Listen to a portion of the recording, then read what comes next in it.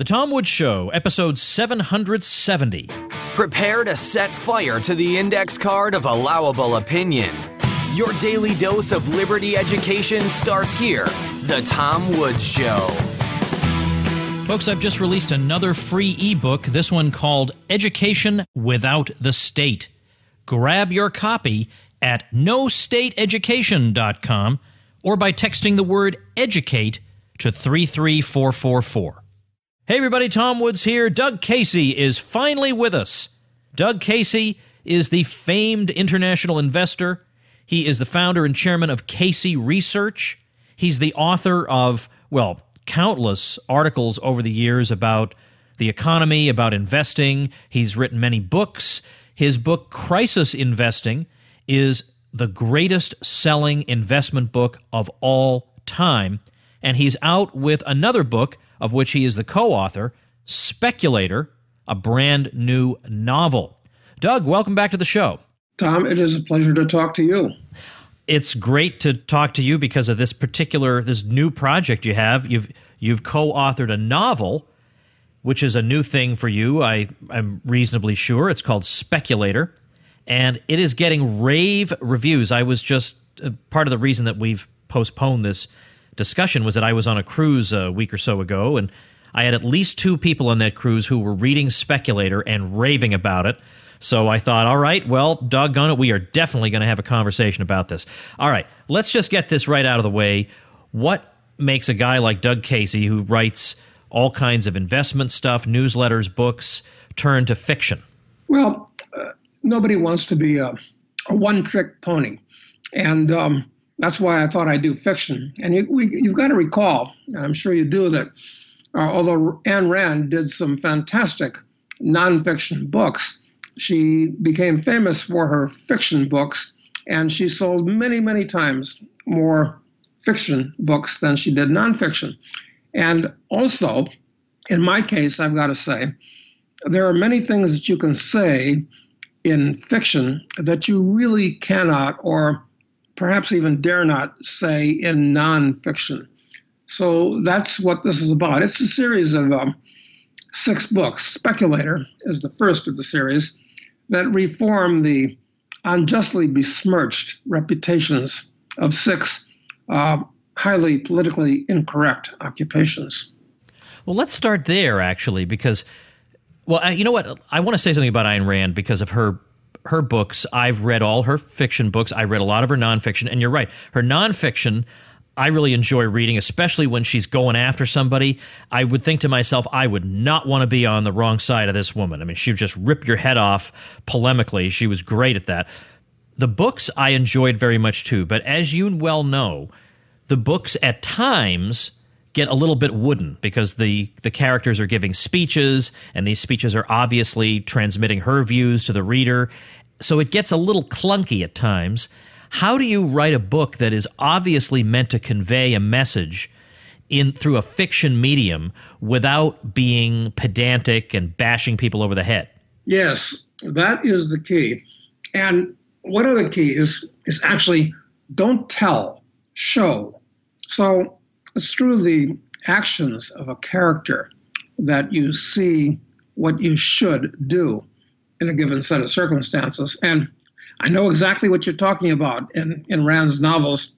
I guess the most famous example is that 100-page long speech of John Galt. Great for philosophy, not so great for entertainment.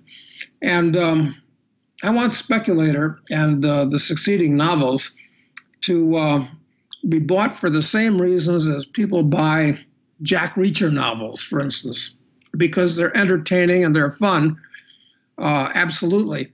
But I'm trying to be instructive in these books, too. I mean, Speculator has a lot on what I consider my own theory of education, because my hero, Charles Knight, is a high school dropout, but he doesn't believe that people can give you an education or should give you an education. It's something you must acquire by yourself, which implies a sense of personal responsibility.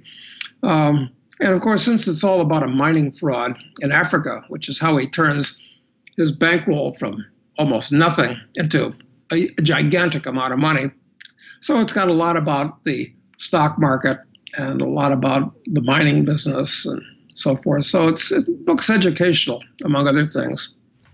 Charles Knight starts off with, I think it's $10,000, and he turns it into, well, six figures and then well beyond that. Yeah. And I wonder, I don't want to give anything away, but is it giving too much away to say something about what winds up happening to all that money? Well, this happens actually in his next adventure, which is called Drug Lord, which we're almost through with, and I hope I'm talking to you this time next year about Drug Lord, which is the next book in the series. The government steals it from him. Well, of course, in our day-to-day lives, as we earn money, the government steals about 40% or more from your income between Social Security taxes and income taxes and Medicare taxes and so forth. But here they take almost all of it from Charles. So, but this is a morality tale, among other things. This is one of the reasons why I think people love Casablanca more than they do most other movies. Why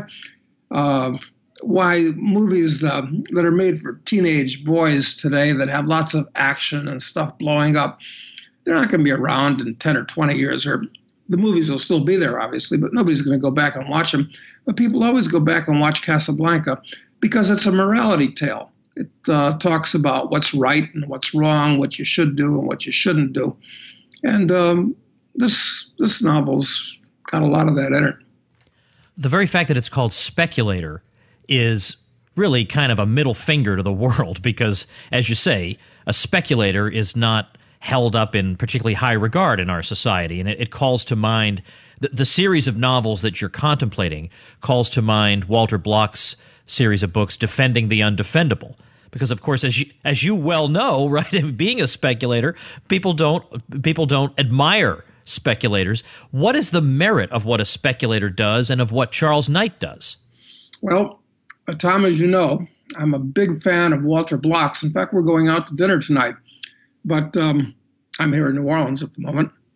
A speculator is one that takes advantage of perceived distortions in the marketplace.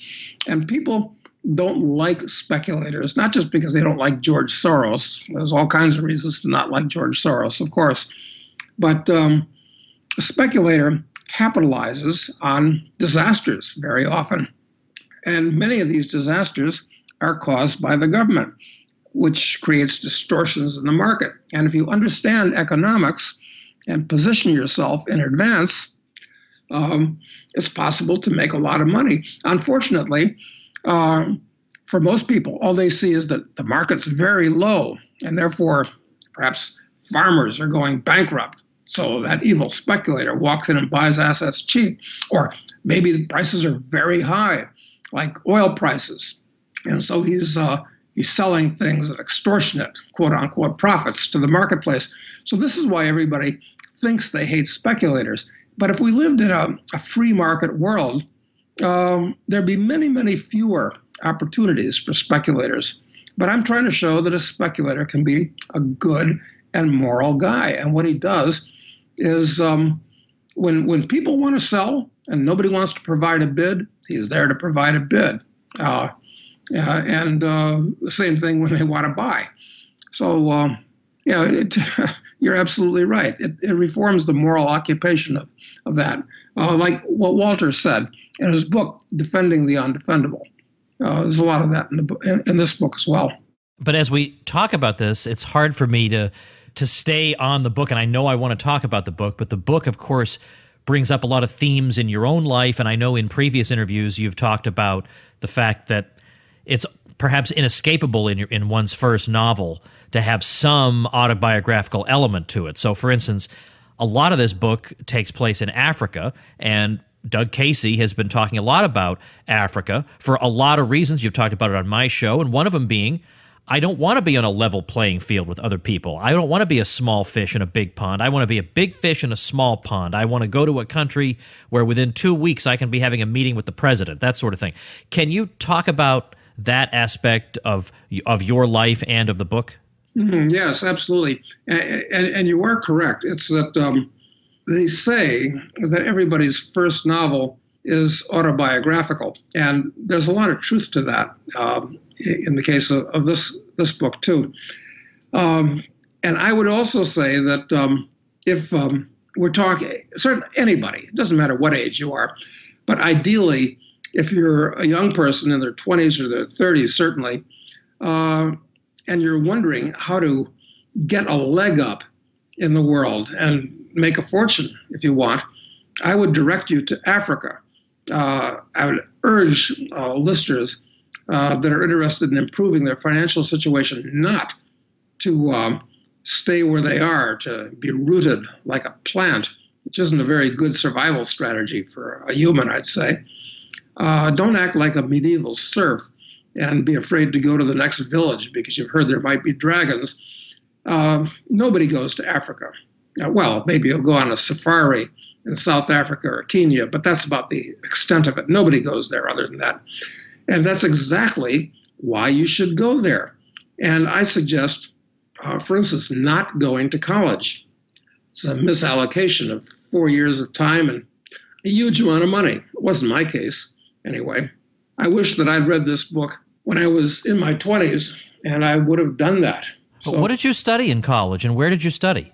Well, I'm not sure I studied to start with. Okay. But I went to Georgetown because, why? Because at that time, everybody from my high school was going to college, and it was just like the thing that you did. And it was a foolish mistake, actually. But I had not bad counsel, but I had no counsel in high school. It was just expected in my milieu that you went off to college. So what did I study when I went there? That was the second mistake. Instead of taking a hard science, chemistry or engineering or math or something like that, I just signed up for English or history. And these are things that you should learn yourself in your own time. Worse than that, it wasn't as bad then as it is now. Georgetown's now one of the most politically correct universities in the country.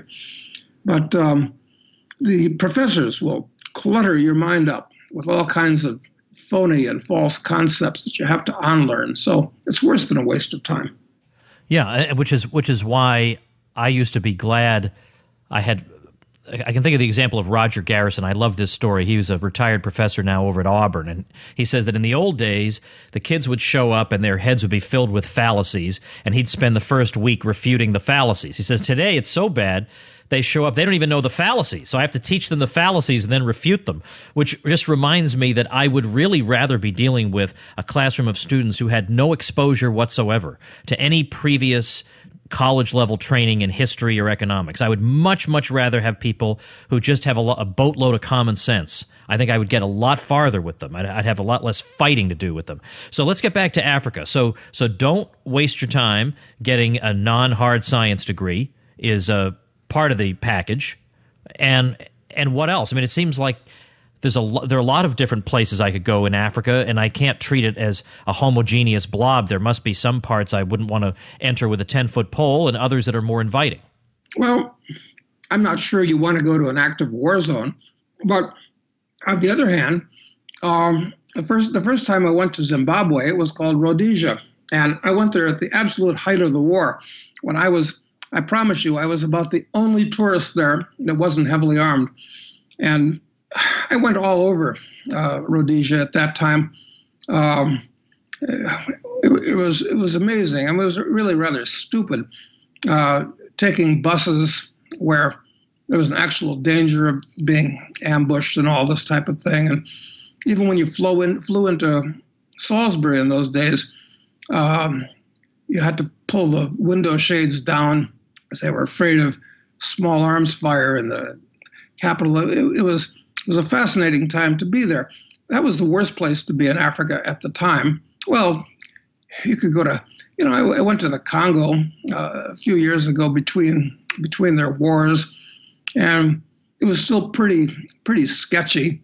But no, you can go any place. Quite frankly, I think it's fine. In fact, the weirder and wilder and sketchier the place you go to, the less other foreigners you'll find. Therefore, the more of an oddity you are, and the more the locals are going to want to talk to you, and the higher you can climb in their hierarchy for that very reason, because you're going to have lots of experiences and knowledge and thoughts and ways of thinking that are alien to them, and therefore make you much more valuable.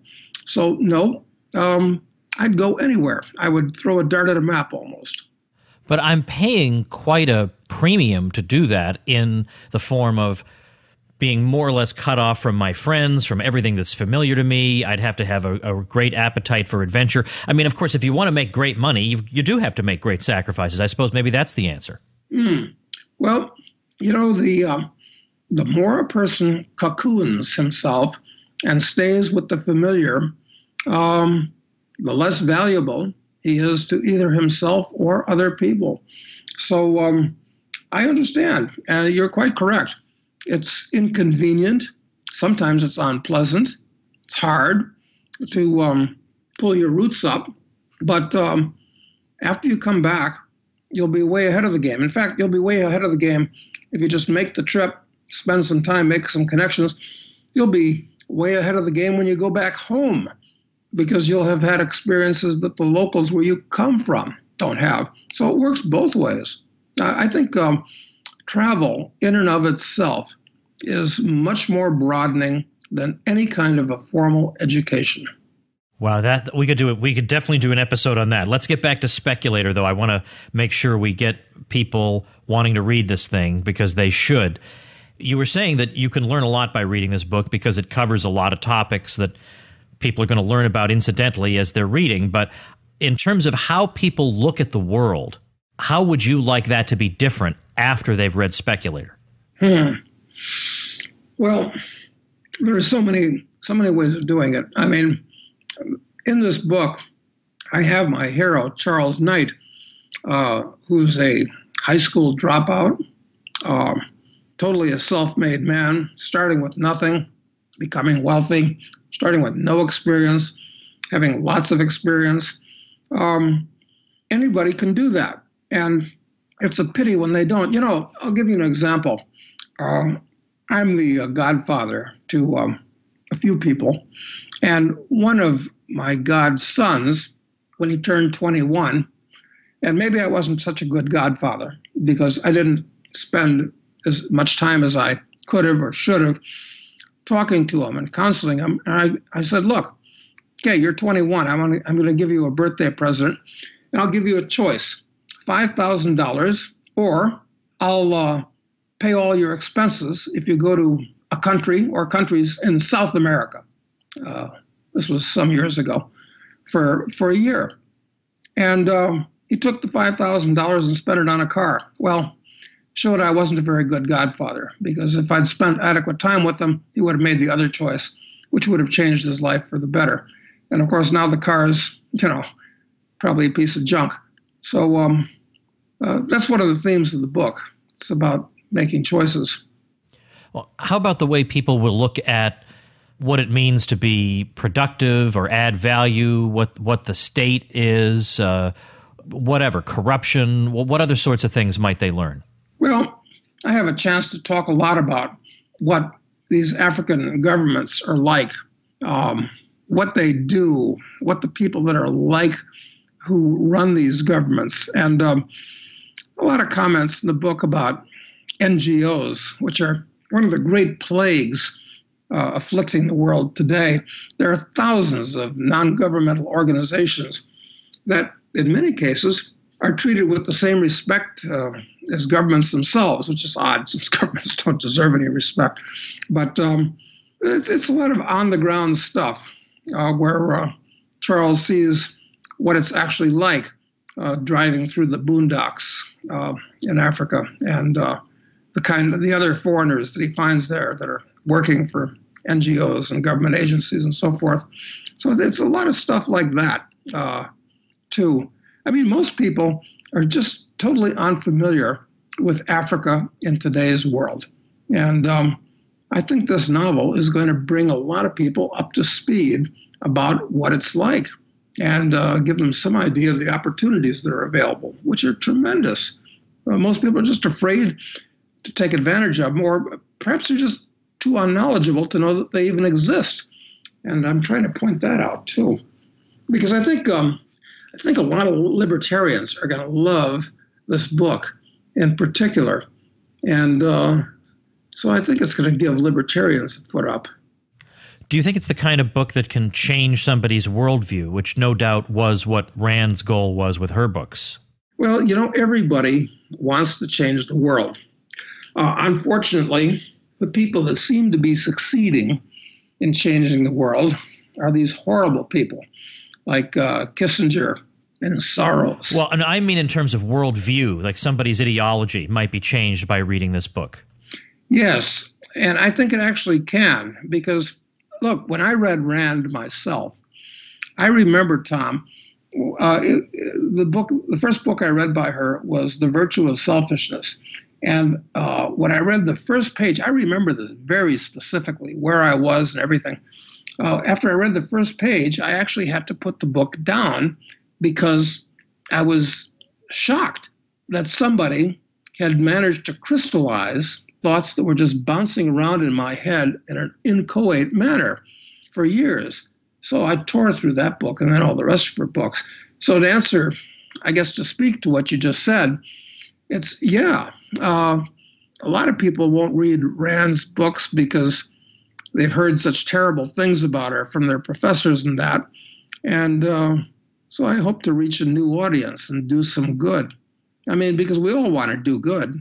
I mean, I guess even horrible people like Henry Kissinger and all these people in the upper rungs of government, even Stalin and Hitler, I think they all thought they were doing good. But so I want to take a shot at it too, but in a genuinely good way. Well, I think you've largely succeeded in this book. I guess we should probably say a word, though, about your co-author. Tell us who John Hunt is. Well, I was introduced to John by Jeffrey Tucker. And John is an MD. He's about 45. And like a lot of MDs, he doesn't want to practice medicine anymore because it's just too bureaucratic.